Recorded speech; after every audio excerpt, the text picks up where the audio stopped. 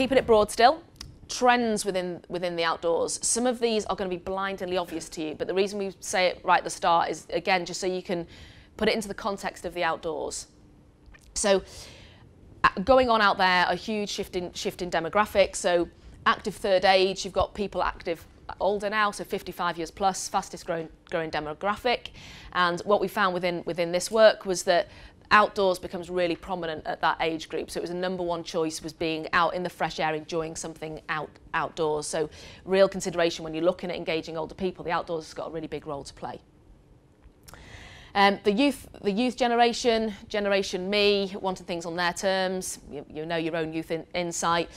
Again, that functional relationship with sports, and perhaps very much sport with a small s, the role of the outdoors and them not even seeing it as physical activity, seeing it as a participation they can do with their friends, has come through again really strongly. They almost don't even use the word sport when they talk about why they participate in the outdoors.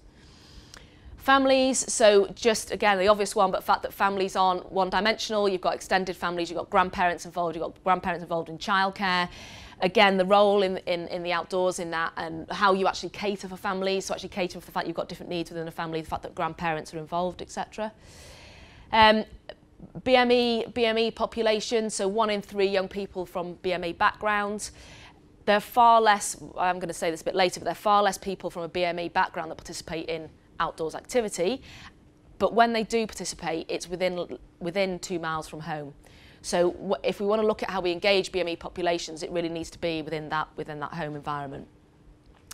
Disability, so 1 in 5 people within the UK have got self-reported disability. There's a massive positive with mental benefits with outdoors participation, and it's, there's a lot of research been done around it, and there's a real opportunity to use the outdoors to help address mental well-being. In terms of physical disability, there's obviously physical barriers that are there within outdoors participation, so signage, routes, etc. So there's things that need to be considered when engaging disabled within outdoors participation, but there's also massive benefits. Modern lifestyle, so the fact that people are just busy, and it's, as with general sports participation, it's the #1 reason for stopping. Within our survey, when we asked the question, why have you stopped? If you have stopped, why? It came through as the #1 reason, just too busy. But as a positive, it was #1 reason for re-engagement. So spending time with family and actually creating that moment of something being together as a family, the outdoors was used as that vehicle.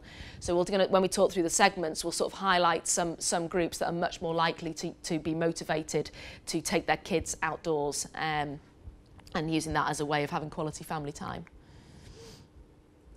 So I mentioned the importance of including urban. 80% of the population live in cities. So again, that urban space, how we access urban space, the fact that some people won't want to travel more than 2 miles, the growth of micro adventures where people are actually staying within the cities and actually doing activities within the city. It's been a boom market. So rather than having the imagery of green, travelling to Lake District, etc., what does that look like within an inner city? Increased nervousness towards open space, probably no different now than it's ever been. There's probably just been a bit more press around it. So women stating they're more fearful of using open space, running in parks, etc. Mothers stating that their kids, they're stranger danger, don't want their kids playing in the natural environment, which has a ripple effect of this natural deficit disorder in young people, so kids not going in the natural environment enough. So although that's playing out in the background as a bit of a negative, there's obviously a real growth in wanting people to be more active outdoors. So we just need to be mindful that this is still playing in the background. There is this slight negativity towards the outdoors, or nervousness towards the outdoors. There's a massive rise in lifestyle-orientated sports. So when I did part of this work, part of the desk-based research, I spoke to a professor called Dr. Belinda Wheaton, and she specialises in lifestyle-orientated sports. And overall, she found, in international studies here, that 10% of the adult population would choose to do a lifestyle-orientated sport. People want to do activity with a very small s. They even don't see it as activity. So the skateboarding, the parkour, just sport that's part of lifestyle. And we have got a group that's called the Freestyler. So in terms of demand and the types of activities that people would like to do, the lifestyle orientated sports came through as really strongly. Then I've already said this though, the word sport not resonating with people, particularly young people. So you know from your Youth Insight that actually that functional relationship, particularly as they go into teenage years, and just really considering what the role of the outdoors could be and is for offering something that isn't sport, or that sport's been a turn off for people at school, the traditional sport, and they want to use the outdoors as a way of getting some exercise and being physically active. And the last one on trends. We've got young people here, but generally people live their life online and offline. So people have phones with them all the time, have iPads with them, want to share things on Instagram and Facebook and Twitter and whatever else. Traditionally, the outdoors has been a place that is phone free and frowned upon if you use your phone in the outdoors, and it should be a place where you're free, etc. And there's National Trust have got Wi-Fi in most of their properties now because they've realised that actually people won't even go to a site if they can't use their phones, or they can't share things on social media, or they can't use their Map My Run, or they can't use Strava or whatever. So it needs to be embraced, and where there's been really good examples of where apps have been developed to actually embrace and encourage participation outdoors. Life cycle. So keeping it broad. We looked at generally what were the trends of people coming in and out of outdoors participation, and looked at then at what that looked like in terms of general participation in sports. So we found that from our survey, 43% of people had first participated in the outdoors below the age of 15, and 100%, everybody had participated below the age of 23.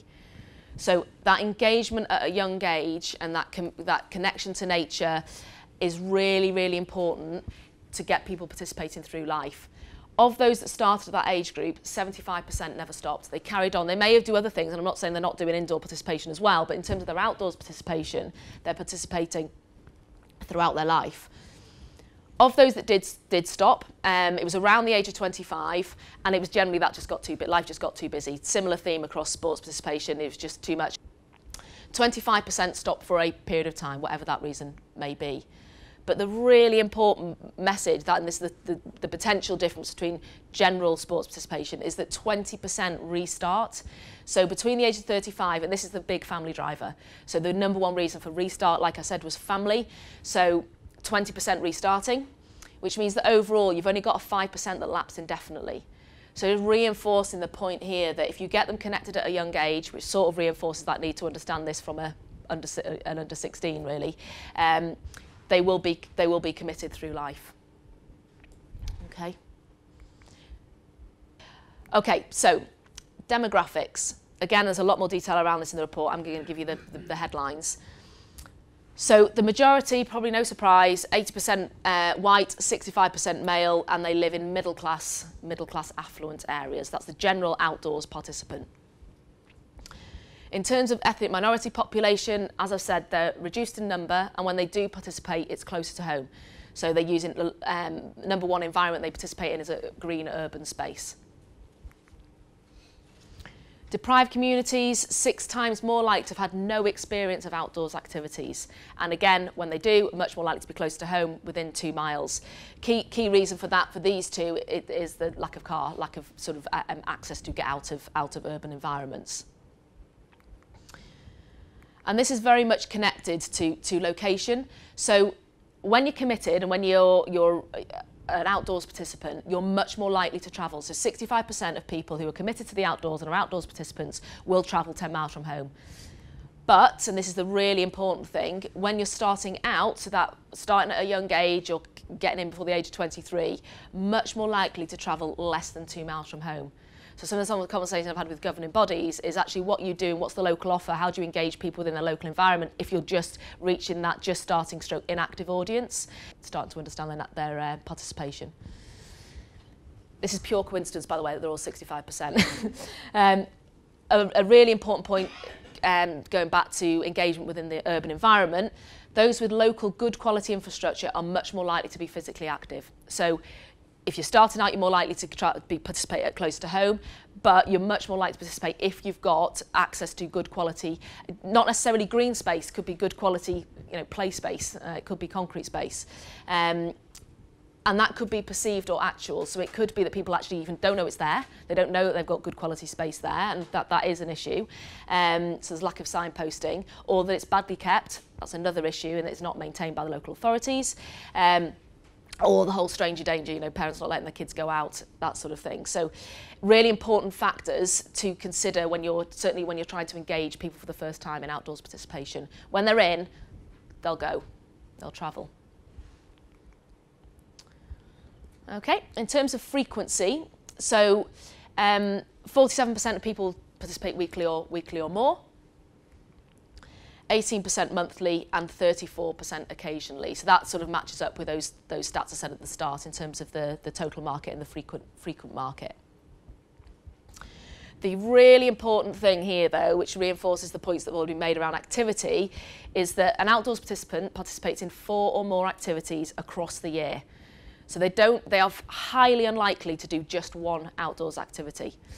So, for example, someone may do a bit of biking in the spring, may do some surfing, windsurfing in the summer, do a bit of running in the autumn. Running and walking were the 2 consistent throughout the year. And then obviously do some snow sport type of orientated activity in the winter. So what they do and when they do it have got a very strong relationship. So 4 or more activities. What we've got in the report is likely combination activities. So when we start looking at the size of the market, we can start looking at which are the lucky likeys, if you like. If you canoe, for example, you're also likely to mountain bike and climb. One thing that's worth pointing out there is that variation might be seasonal on a kind of macro scale, but it might be, you know, variable on a very much more micro scale. So we would anecdotally recognise somebody who, as a family, for example, would drive to Snowdonia with a boat on the roof, a bike on the roof, and some walking boots in the back, and we'll do on the weekend whichever one of those activities the conditions would suit. If the rivers are up, they'll go kayaking. If the mountains are dry, they'll go rock climbing, and they would change based on the conditions in a very kind of micro, short-term scale. So in terms of how the activity breaks down, this pie chart is very much based on main activity. So in the survey, we asked what's your main activity and then what other activities you do, which allowed us to look at the combination, the strong combinations. So this is just of main activity. So probably no surprise that the ones that came through as the highest main activity, hill walking and mountaineering. We purposely included camping because we wanted to see the role that camping has in driving outdoors participation.